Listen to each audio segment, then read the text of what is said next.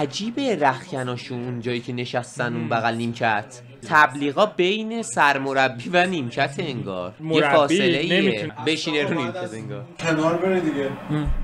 پسرم درو وا کن من برم با نیمکت صحبت کنم. این بجز اون لولایی که میکشن به ورزشگاه عجب. جدی میفرمایید؟ حالا این یارو جدی میفرماییدم خب بسیار انسان بی‌سواد و ولی دیتایی که داشت میگفت یه بخشش درست بود که نمیدونست داره چی میگه، یه چیزی شنیده بودش گفته بود، یعنی مثلا شالکه واقعا این کارو کرده، عشق بزرگسازی و اینها. آره همه چیو تا نهایتش بگیم. بعدش که اجبار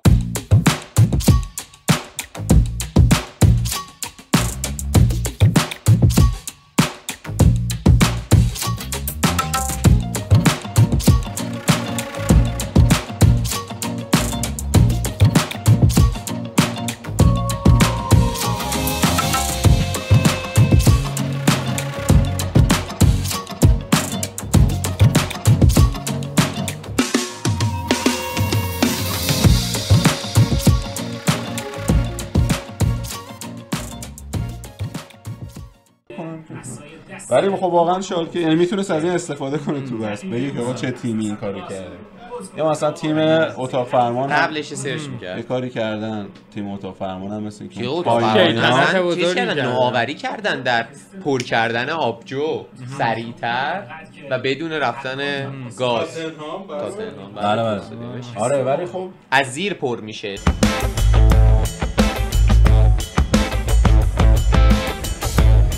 جدی میفرمایی؟ اینایی که ما اینا بعد کجا ما در بردیم؟ یا کجا میزنن شما رو اینا میگی؟